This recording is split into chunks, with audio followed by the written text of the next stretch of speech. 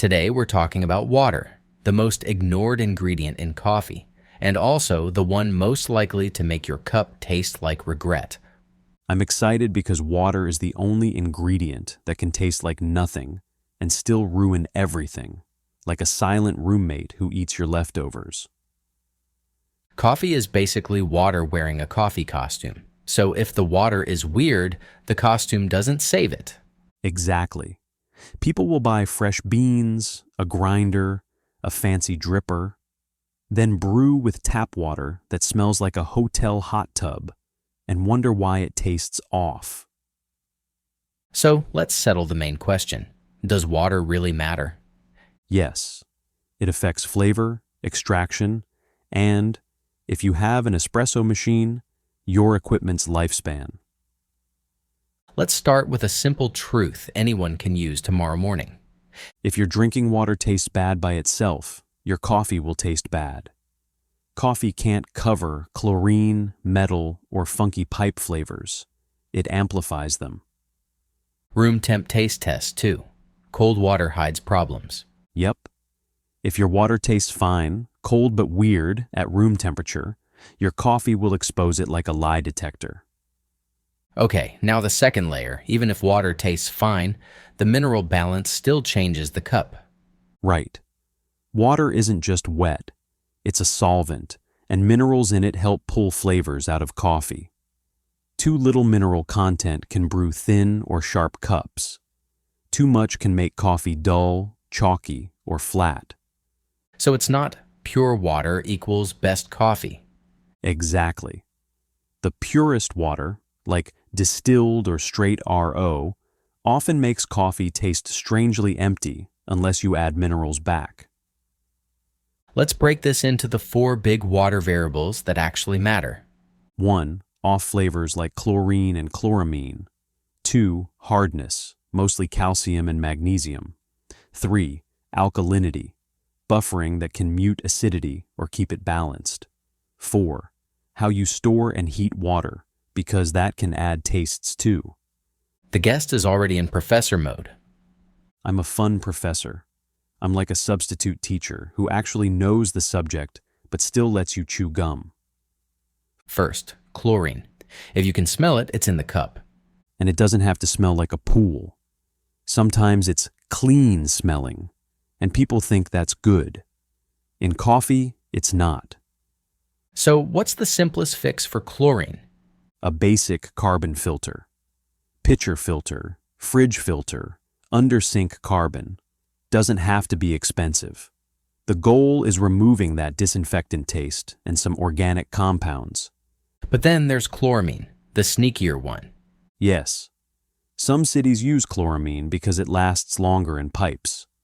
It's harder to remove than chlorine with basic filters, so sometimes you need better carbon or more contact time. Okay, now hardness. People get weird about hardness.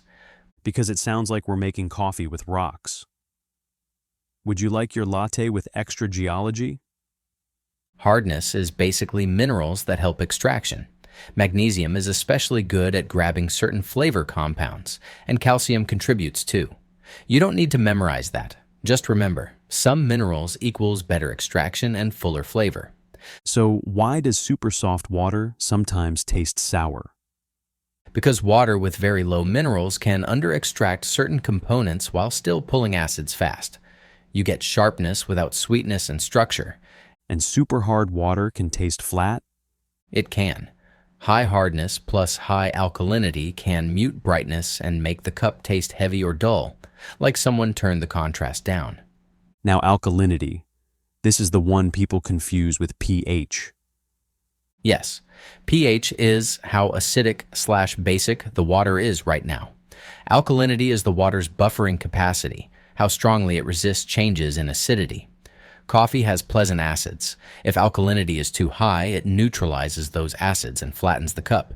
So, alkalinity is basically the acidity muffler. Perfect. Too much muffler and your coffee has no sparkle. Too little muffler and it can taste sharp, sour, or unstable, especially in espresso. Let's talk TDS, because people buy little meters and start acting like they're running NASA. TDS meters are like counting how many people are in a room, but not knowing if it's a dinner party or a fist fight. You get a number, but you don't know what's dissolved. Could be helpful minerals, could be sodium, could be whatever. Still, as a rough guide, extremely low TDS is often not ideal for coffee, and extremely high is often not ideal.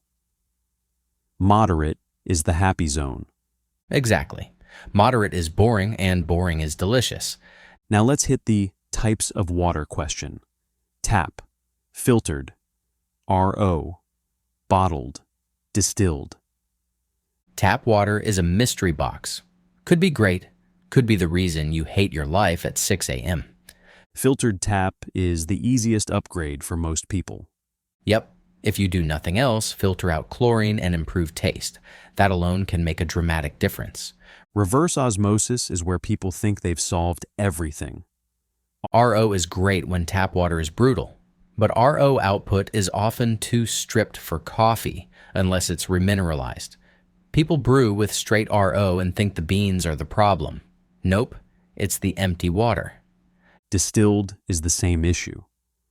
Distilled is like water with no personality. Coffee often tastes hollow with it unless you add minerals back. Also, some machine manufacturers warn against ultra-pure water in boilers because it can increase corrosion risk. So, pure can be risky for taste and equipment. Exactly. Pure is a marketing word. Balanced is the coffee word. Bottled water feels like the safe choice, but it's inconsistent. Right. Some bottled waters are fine, some are too hard, some are too soft, and the mineral content can vary by brand and even by source. If you want to try bottled water, pick one that tastes clean and isn't crazy mineral heavy. Okay, let's make this useful. What should a normal person do without turning into a water hobbyist? We do a quick decision tree. Go. Step 1. Taste your water at room temperature.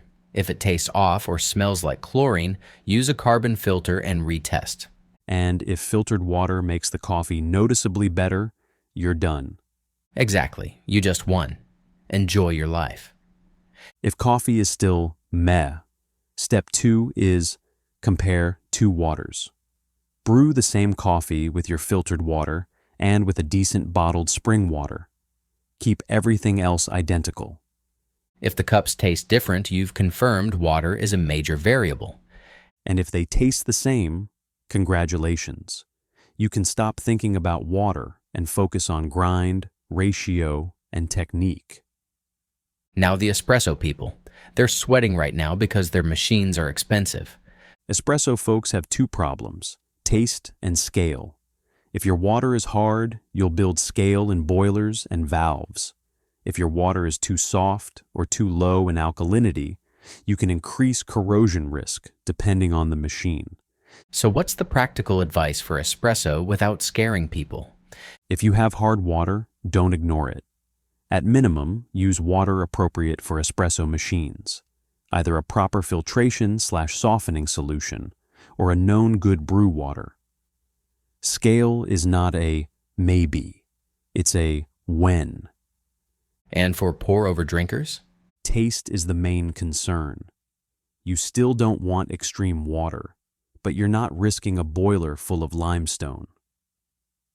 Let's talk about one of the biggest myths. Put coffee water in the fridge. Fridge water is often a smell sponge. Coffee is also a smell sponge. That's a team-up you don't want. Cold also hides odors until the brew heats them up again. Another myth. Softened water is perfect because no scale. Softened water usually swaps calcium and magnesium for sodium. That can reduce scale, but it can also change taste and extraction. Sometimes it's fine, sometimes it's weird. You have to test it. Now the question people always ask. So what is the best water? Clean tasting, odor-free, low chlorine, moderate minerals, moderate alkalinity. That's the boring answer, and it's the right one. You just described middle-of-the-road water. Yes, and coffee loves a stable relationship. Let's give listeners a few sensory clues for water-caused problems. Okay.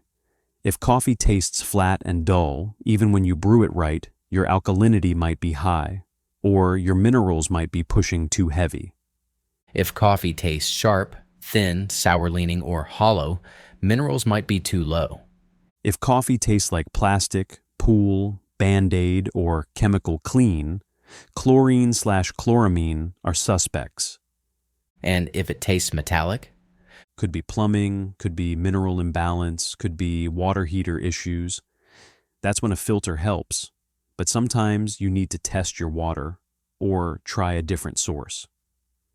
Now I want to talk about building brew water because someone listening will be a tinkerer. All right, the simplest safe version is start with distilled or RO, then add a known mineral blend designed for coffee. That gives consistent results because you control the variables. But if they don't want to buy blends? Then don't. You can get 90% of the benefit by filtering chlorine and choosing a decent water source. The last 10% is for people who enjoy spreadsheets. Now let's tie it back to Bilge Brew without making it weird. Here's the honest tie-in. If someone brews Bilge Brew, or any specialty coffee, and it tastes off, water is one of the first things to check because it can sabotage everything before grind even matters. And it's also why people think they don't like light roast or don't like single origin. Sometimes they just don't like their water's relationship with that coffee. Exactly. Some coffees show water problems more clearly. Bright coffees get muted by high alkalinity, and subtle coffees get wrecked by chlorine. Okay, give me the minimum viable upgrade list. Minimum: carbon filter, plus clean kettle, plus don't let water sit in an open pitcher absorbing smells. Second tier, test your water once, either with a simple water report from your city plus taste testing, or with a basic hardness/alkalinity test strip if you're curious. Higher tier, RO, with remineralization, especially if you're doing espresso or your tap is truly rough. Now, a fun, quick story. What's the worst water you've ever brewed with? A hotel sink in a city I won't name, because I still want to be able to travel there. The water smelled like chlorine and penny soup. The coffee tasted like I should have filed an incident report. That's the most nurse sentence you've ever said. Listen, if your coffee tastes like it should be wearing PPE, fix the water. All right, let's close with a simple do this tonight checklist. Taste your water at room temperature. If it's weird, filter it. Brew the same coffee twice with 2 different waters and compare. If you want the easiest win, use filtered water that tastes clean and isn't extreme. And if you want the one-line answer, Yes, water matters. Use clean-tasting water with moderate minerals and moderate alkalinity, and stop blaming the beans for your city's plumbing. done. That's the episode.